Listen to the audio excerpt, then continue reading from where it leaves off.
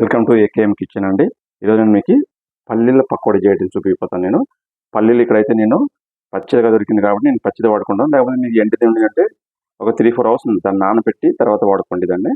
ఇక్కడ 1 స్పూన్ బియ్యం powder, 1 spoon నేను శనగపిండి, కొద్ది కొత్తిమీర, ఒక 1/2 స్పూన్ గరం మసాలా, ఒక 5-6 పచ్చిమిర్చి సన్న కరిగి పెట్టుకోండి. కరివేపాకు పకోడీకి ఎప్పుడు ఏ వాడుతుంది, కరివేపాకు కొంచెం ఎక్కువ వాడండి. జీలకర్ర, ఒక పెద్ద ఆనియన్స్ అన్నీ తరిగి పెట్టుకోండి. టేస్ట్ తగిన సాల్ట్ రండి ఇలా చేసి చూపిస్తాం. ఇప్పుడు ఈ పల్లీలని మనం మిక్స్ పట్టుకుందామండి. మిక్సీ నేను చాలా నైస్గా రుబ్బకూడదు, దీన్ని పేస్ట్ లాగా చేయకూడదు, కొంచెం తరిగా రుబ్బుకోవాలి. తరిగా రుబ్బుకుంటే మిక్స్ పట్టుకుంటే దాని టేస్ట్ అనేది మనకి పకోడీలో పళ్ళకి మంచిగా ఒక టేస్ట్ తగులుతూ ఉంటుంది కాబట్టి అలాగే ఉండాలి. అది నైస్గా చేసుకోకూడదు. రండి ఇలా మనం మిక్స్ పట్టుకున్న తర్వాత మీకు చూపిస్తాను.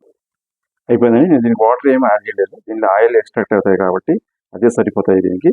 సో ఇంత మాత్రం ఉండాలంటే ఈ తరిగా తీసుకుంటే మనం కొంచెం రఫ్గా తీసుకుంటే పకోడీకి బాగుంటుంది. మీరు ఇలాగే చేసుకోండి చేసేటప్పుడు. సో రండి దీన్ని ఎలా చేస్తుంది అన్నీ ఇప్పుడు ఒక మిక్సీ బౌల్ ఒక బౌల్లో ఒక మిక్స్ చేసుకుందాం. అన్ని మిక్స్ చేసుకున్న తర్వాత మనం పకోడీ ఎలా చేసుకుంటాం నేను చూపిస్తున్న తర్వాత. ఇప్పుడు నేను ఇలా అన్ని ఇలా మిక్స్ చేసుకున్నాను. దీనికి కొంచెం వాటర్ అవసరపడతాయి. ఇప్పుడు దీనిలో కొద్దిగా వాటర్ వేసుకుని ఎక్కువ వాటర్ యాడ్ చేసి పోదండి. దీన్ని చూసుకుని మీరు వాటర్ యాడ్ చేసుకోండి. కొంచెం ఎక్కువ గట్టిగానే ఉండకూడదు, ఎక్కువ మనం వాటర్ లాగా ఉండకూడదు, దీనికి పల్సగా కూడా ఉండకూడదు. సో మీడియంగా ఉంటేనే పకోడీ అనేది బాగా వస్తుంది. దీంట్లో కొద్దిగా వాటర్ యాడ్ చేసిన తర్వాత మీకు చూపిస్తాను. అయిపోయిందండి చూడండి, ఈ పల్సంగా ఉండాలండి, ఇంత పల్సంగా ఉంటే సరిపోతాయి.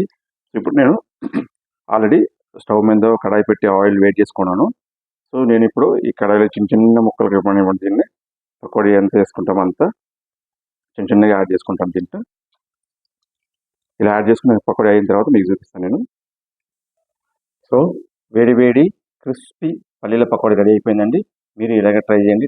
టేస్ట్ అయితే అద్దరిపోతూ ఉంటుంది. మీకు రెగ్యులర్ చేసి వేరే దానికి డిఫరెంట్ చూడండి.